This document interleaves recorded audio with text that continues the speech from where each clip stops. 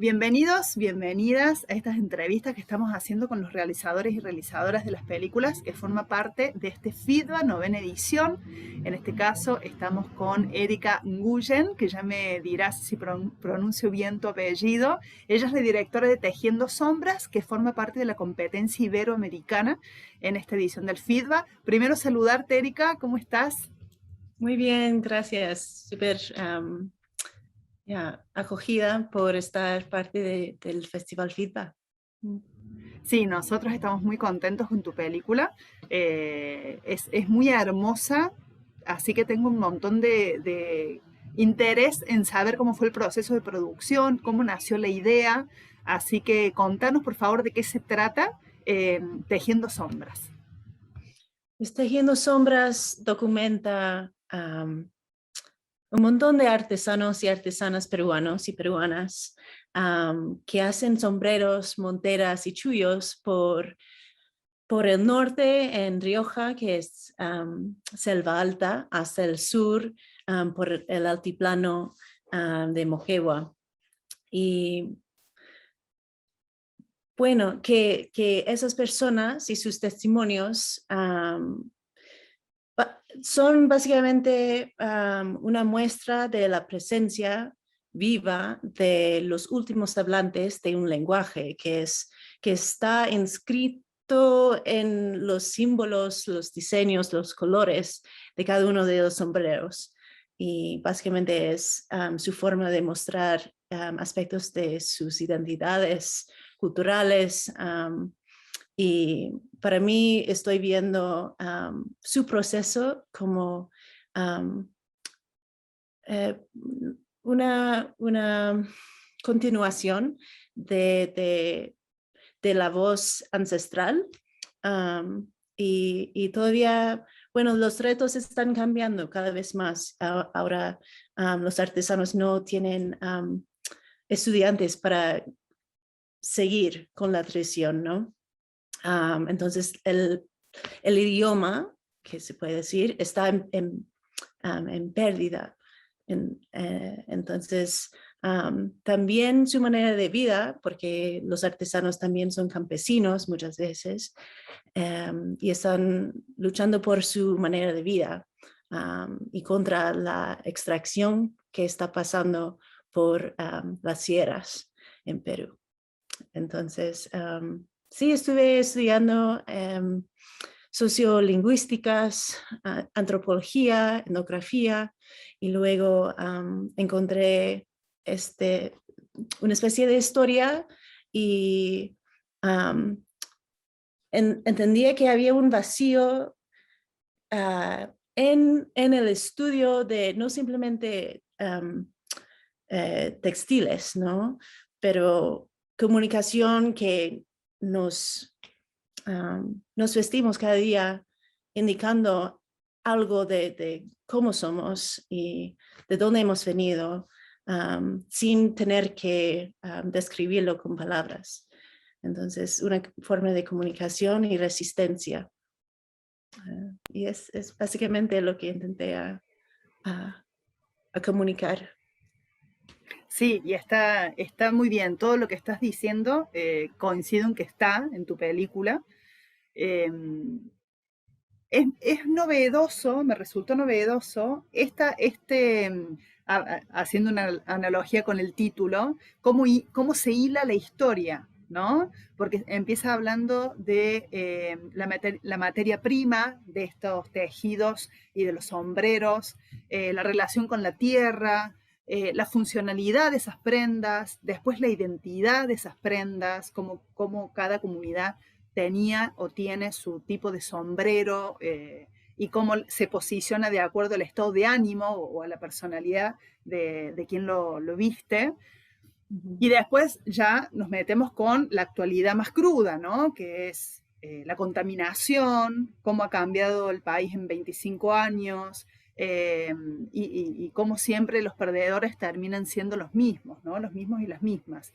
Entonces, me preguntaba cuánto tiempo estuviste en Perú, cómo fue el proceso, porque la película denota una temporalidad interesante. Se nota que has estado tiempo, que conociste la gente, que te quedaste hasta lograr esas palabras, ¿no? ¿Cómo fue el proceso?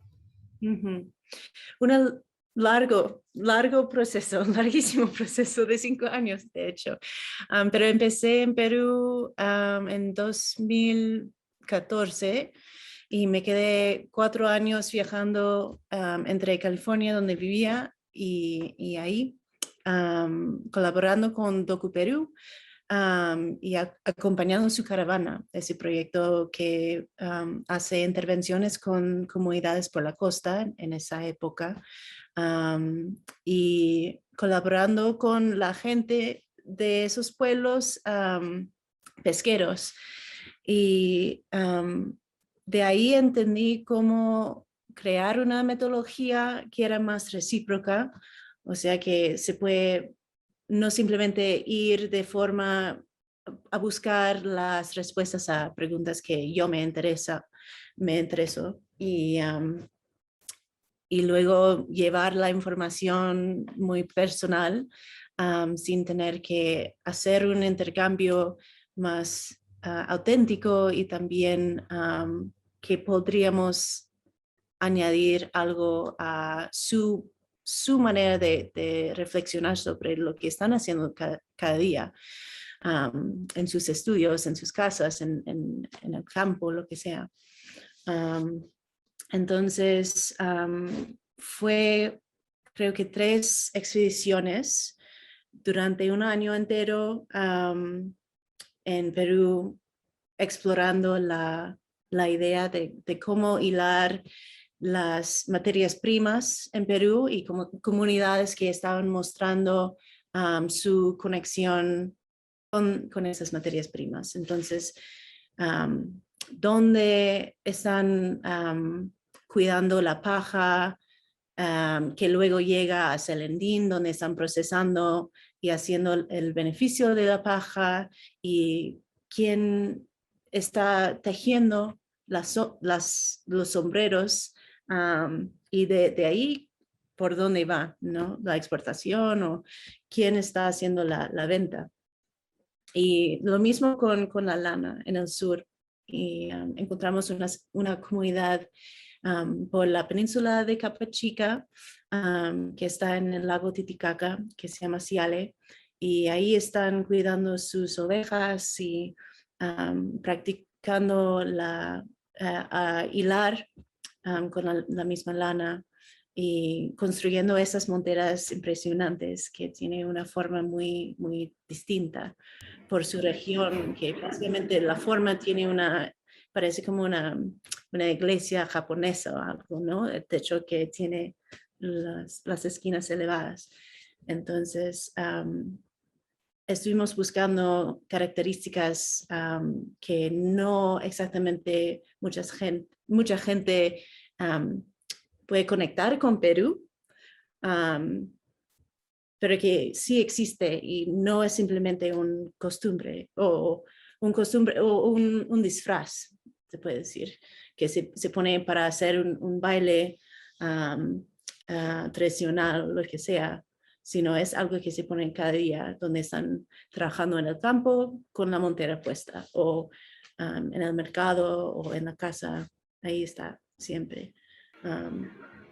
Y era un equipo muy, muy pequeño, muy íntima. Éramos tres o cuatro una vez, y todas mujeres viajando por el país en todas formas de transportación posible,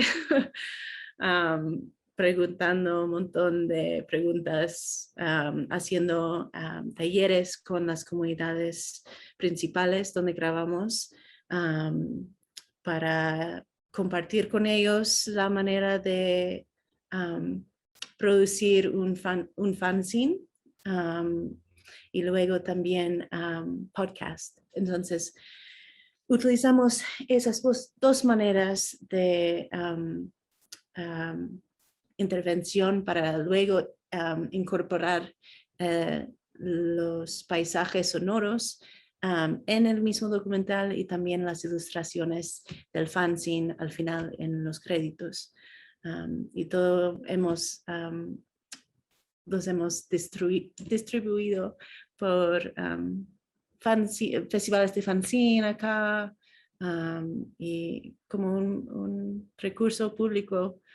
Entonces era un proceso muy especial, muy cariñoso muchas veces y nos quedamos con la misma gente que grabamos y nos quedamos con las comunidades aprendiendo lo que pudimos en el tiempo que podíamos compartir y luego seguir la ruta de por dónde va el sombrero.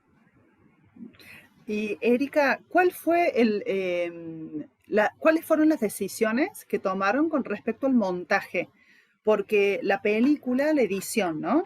La película tiene tantos lugares y hay tantas personas, no, lo digo en un sentido de vasto, es una película rica en protagonistas, en voces.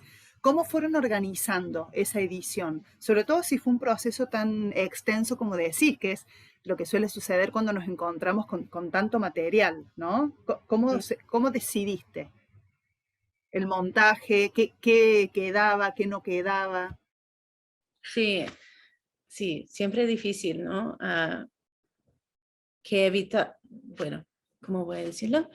Voy a reempezar.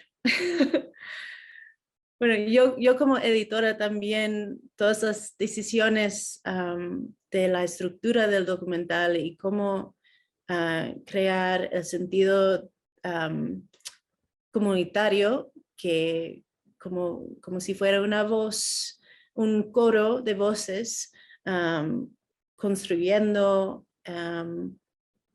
la, la esencia de lo que está pasando con los sombreros, con esa práctica artesanal. Y lo que están pasando en las vidas de las mismas personas que han dedicado tanto tiempo, su fisicalidad, su corazón, muchas veces están presionando sus mismos corazones encima de la materia que están trabajando, ¿no?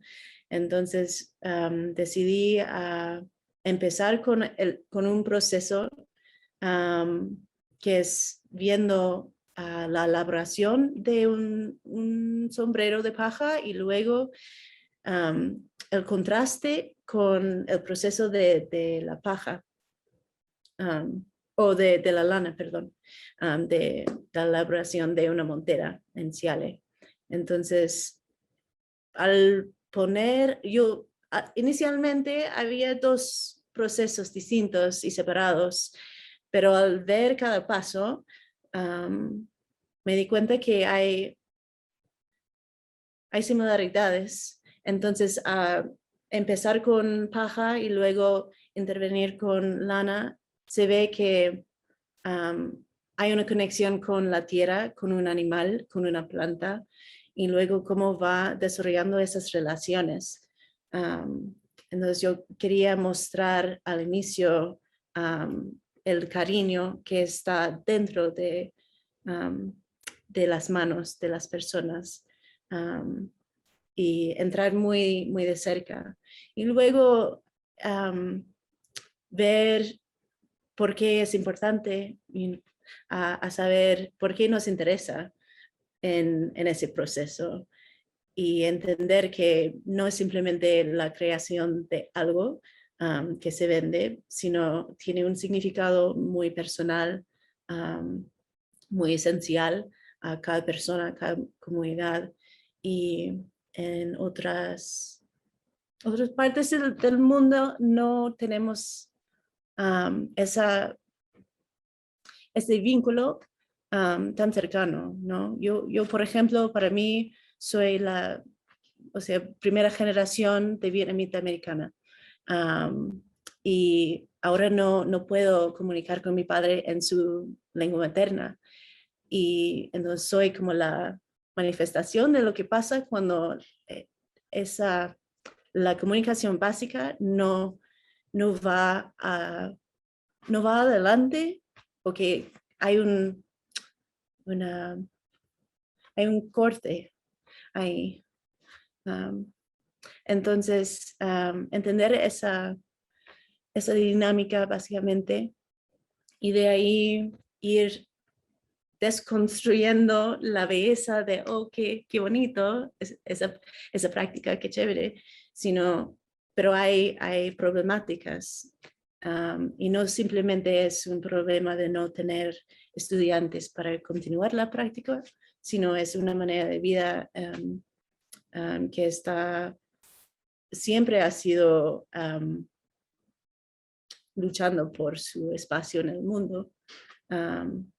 Y la injusticia de la venta y las personas que están dedicando su tiempo, sus vidas a algo que no le da más que un par de céntimos y que no se puede mantener las familias así. Entonces, tenemos un sentido de compasión hacia la gente que todavía entiende el valor de lo que están haciendo y la necesidad de entender lo que estamos comprando del otro lado, ¿no?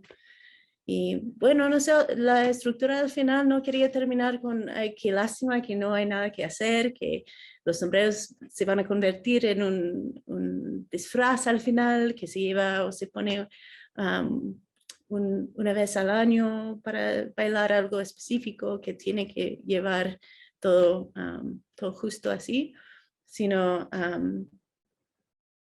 es una demostración de celebración al final de lo que existe. Y no sé qué forma va a evolucionar, a estar, a presentarse, pero entendemos que hay dentro de la resistencia de cada día, hay momentos que podemos celebrar y entender por dónde hemos venido en el camino. Así que construir la estructura y la adhesión con en la mente. Y bueno, es una larga respuesta, pero... No, no, está muy bien, muy clara. Bueno, Erika, muchas gracias por tu tiempo, muchas gracias también por esta película que es muy valiosa y muy hermosa, así que cumple varias funciones. Cinematográficamente es muy hermosa, funciona muy bien porque mantiene mucho el interés y esos colores y esas imágenes. Se entiende perfectamente lo que han querido hacer y bueno, estamos muy contentos de tenerla en el FIDO este año y esperamos que vuele alto y que vaya a muchos lugares. Muchísimas gracias y fíjate. Un abrazo fuerte.